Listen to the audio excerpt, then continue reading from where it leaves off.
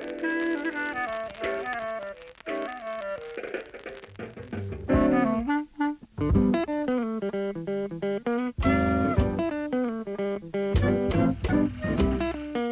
hello, everyone, to another episode of the Morning Tapes podcast.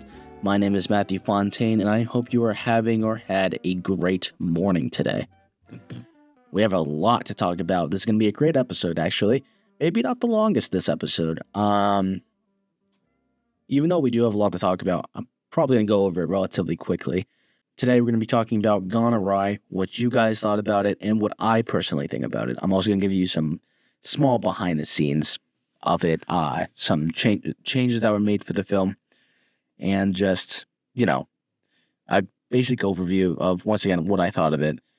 And then I think we're going to wrap it up by just talking about some future projects for Matt. Wow, can't talk. For Font Films. Very exciting. So make sure you stay tuned for that. But first, we actually do have a decent amount of stuff. Yeah, three. Well, not a decent amount. Three. We got three things to talk about for the news. So let's jump into that. Starting us off, we have some very unfortunate news. Over this past week, we have lost actor James Ranson. He was in The Wire as well as being one of the stars in It Chapter 2. He passed away this past Friday at the age of 46 years old. His death was very sudden. No one expected it, and it's very unfortunate to see.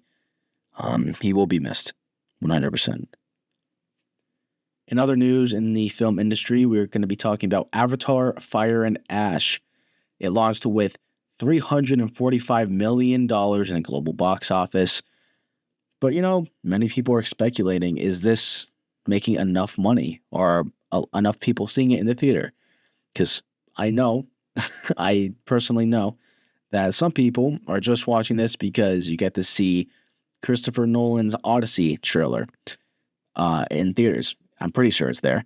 You also get to see Avengers Doomsday. You get to see the new trailers for Avengers Doomsday, which actually they're doing something different. I don't think I've seen this before, where the studio is releasing 4 different trailers that are cycling weekly, and then on the 4th week, the full first trailer for Avengers Doomsday does come out. When that trailer comes out, that's going to be insane, bro, honestly.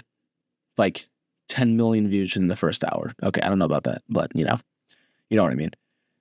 That's some GTA 6 level of attention there for Avengers Doomsday, without a doubt. We'll have to see.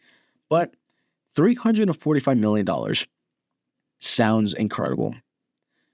But when the grand scheme of things, when you realize that it took them $400 million to make the film alone, I don't know if I believe this 100%, but I did hear some sources say that if they wanted to break even for the film and the marketing and everything, like everything in the grand scheme, like Avatar: Fire and Ash as a whole, including marketing and the film and budgets, whatever, they need to make that's definitely not over, but near $1 billion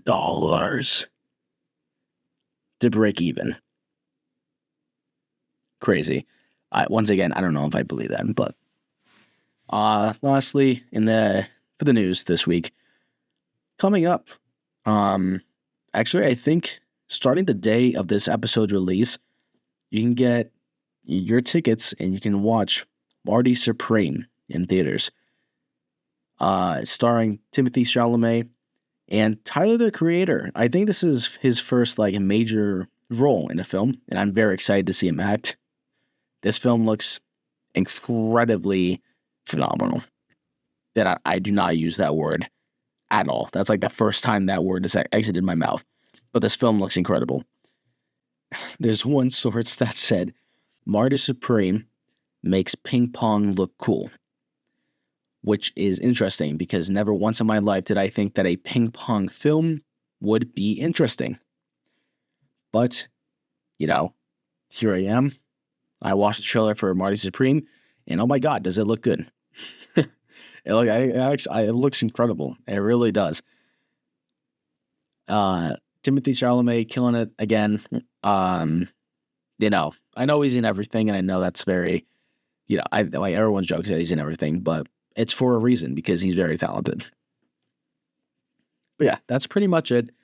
Morning Supreme comes out, I think, comes out Christmas Day. It comes out this Thursday. But yeah, I'm definitely going to see it. I think I'm going to probably see it over the weekend, this upcoming weekend. So maybe for next episode, if you want to hear my review for Morning Supreme, I'll let you know. So make sure you stay tuned for next episode for that.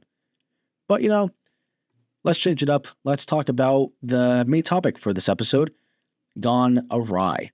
Gone Awry has officially released on the Five Films YouTube channel, and I never been happier to be done with a project. This project has been just a pain all year, especially this past 2 weeks, because I've been editing so much, and I'm not gonna lie, I procrastinated the shit out of this film. I really did. And the editing process definitely, I'll get into that, right? I'll get into that. All I'm saying is I'm very glad that Gone Awry is out. Let's talk about what you guys thought of it. So far, reviews for Gone Awry have been very good.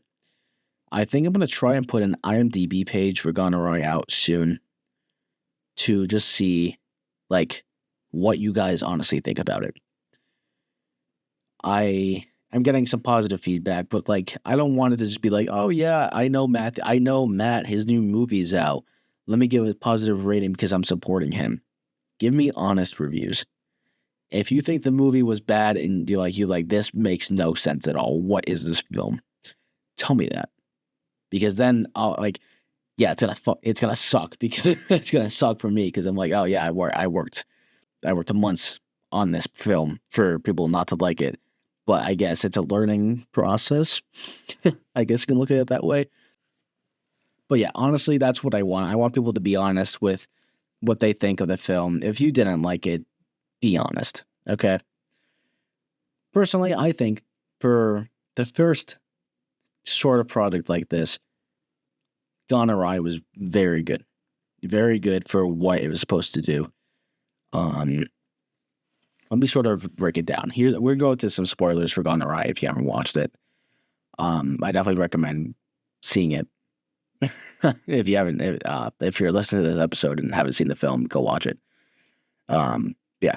So, Gone Awry is the story of this kid, a student in college. His name's James Dahl. He's a film student, and he wants to make it, and he wants to be very successful. But he has this thing called schizophrenia, and it's kind of messing him up a little bit. He's having these weird dreams. He's starting to see things. What I sort of wanted to go for was he has these weird dreams where there's nightmares and they're very violent and they get increasingly violent in the film to the point where he's kind of staying up late to kind of avoid these dreams, which eventually makes it bleed into his reality, and he's seeing things and he doesn't know what's real and what's not. And the way that this fictional environment is portrayed in the film is by filming with a camcorder, making it like this retro sort of. The best way I can kind of describe it is if the Blair Witch Project. This sort of feels like that. The film opens up with this I don't even know what era. I guess 1960s talk show. I think I was aiming for. That, well, obviously a talk show. I think 1960s was a good way to put it. To where it's it's him and he's successful. This is what he wants to be.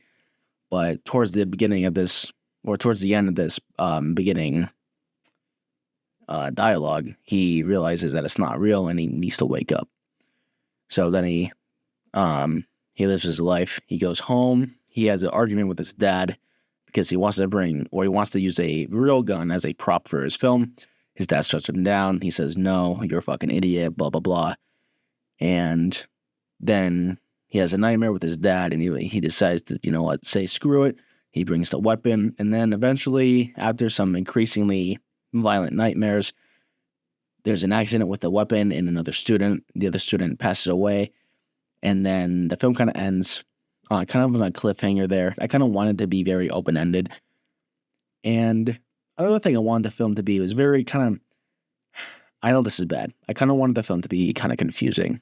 at first, to where you kind of don't know what's going on until the end, where you're like, oh, and you kind of connect the dots. Because I feel like if you watch like the first 5 minutes, you're not gonna know what's going on. Then you get to the end and you're like, oh, okay. Oh yeah. Also, film's not very long. It's only like 30 minutes. It's actually less than 30 minutes. But I say for these 30 minutes, a very interesting story is told. But yeah, apparently, I think you guys are liking it. I'm getting some good reviews. Like I said, I'm gonna try and put like an IMDb page up there soon to get honest reviews. And yeah, that's about it. What do I think of the film, though?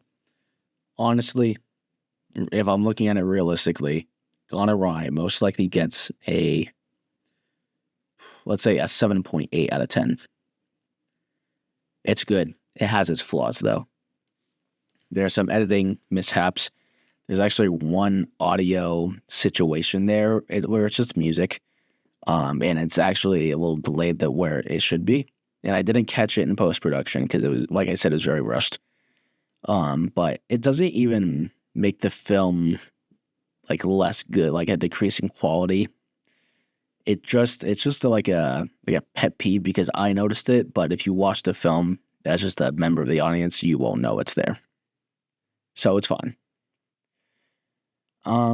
Yeah, let me talk about some behind the scenes real quick. There is actually a whole scene. It was very short, a very short and unnecessary scene was cut and scrapped for the film. If you've seen Jordan Peele's Get Out, the dream sequence where he's in the black void and he's falling after being hypnotized. Spoiler warning if you haven't seen it, by the way. I kind of just whatever. Whoops. I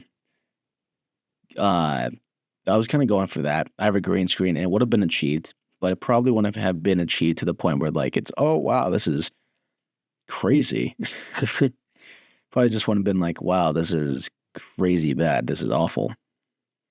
It just felt unnecessary because I was going for the James character falling through this black void because he fell asleep and then he like falls to reality and he's falling. And it's the set. He's like, this is the point where he's really like the peak of his anxiety. He's falling and he's feeling like he's failing at everything. He's running out of time to do assignments. He's running out of, he's like losing friends and stuff. Like he's not getting enough sleep and he's just, I don't know. He's falling apart, basically, is what I was going for that. However, it just felt very unnecessary to have there, and it kind of didn't really fit into anywhere in the storyline. And I ended up just scrapping it because I did film some stuff, but in the editing process, I was like, this scene kind of doesn't really fit into anywhere. Do I really like want to do that? So I ended up not doing it because, like I said, it just felt rushed, it felt unnecessary, and it really didn't fit into the theme of the film. Because I think that the dream sequences are relatively realistic, and this is just very far-fetched, very experimental. Not saying that Gone Awry is less experimental. It very much is. This is straight out of A24. Like I was reincarnated as Ari Aster, and then I wrote Gone Awry. Maybe not that bad. It wasn't that bad. It would have been there would have been some more messed up stuff going on if that was the case. For those of you who don't know, Ari Aster made Midsummer, Hereditary, and Eddington, and Beau is Afraid. So go watch all those movies if you want, especially Beau is Afraid. Definitely watch Beau is Afraid. Very interesting movie choice. I love Walking Phoenix. He's in that movie. I could talk about there might be a future episode where it's just talking about Walking Phoenix. I'm not even joking. I will do it. Don't tempt me. I will do it. Like I said in the previous episode, there's probably going to be a behind-the-scenes video talking about Gone Awry, just showing like behind-the-scenes footage. It should be funny. It should be nice. I don't think I'm going to wait until Valentine's Day to do it because that's low-key too far away, and why am I waiting for that? So I'm going to aim for late January or mid-January to release that video. I'm just taking like a very small break from like posting, aka like the break's almost over because it's been almost a week since Gone Awry happened. So we're getting back in there, and yeah. small break does not mean half a year. The small break meant a week. So we're coming back. Don't worry. But yeah, so that's a little bit behind the scenes of Gone Awry. Now, I think I'm going to wrap this episode up soon, but let's talk about the future for Font Films. Next episode is going to be diving deep into the future, but I kind of want to give you guys a little sneak peek of what's to come. Gone Awry, like I said, very good first film. The second film is already very early pre-production phase. I'm happy to announce this right now. I'm currently in the idea making process of what I want this film to be. I think I have like two general ideas of two different topics. And I am very happy to announce that I think I found a very good story to tell. It's another horror film, this time more scary. Gone Awry was very creepy. This one I want to be scary. More, I guess you can say that, like It from 2017, like Pennywise and stuff like that, was the inspiration for this film, or it's going to be the inspiration for this film. Same kind of horror. And I'm going to have a lot of fun with it. I really am. I'm not going to say what it is yet. That's going to be coming up soon.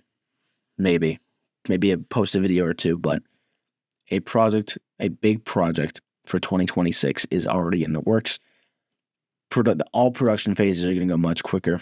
Pre-production, production, and post-production. I want it to be going much smoothly. I want to be very confident with this project, and I think it's going to be great. So I really do. But I will talk about that in a future episode of the Morning Tapes and a future video for Font Films. So, make sure to stay tuned for both of those. I think can't talk. I think that's about gonna do it for this episode. If you enjoyed it, make sure you subscribe to the Font Films YouTube channel. I always appreciate a new subscriber. And yeah, thank you again for listening to this episode of the Morning Tapes podcast, and I will talk to you next week. Bye, guys.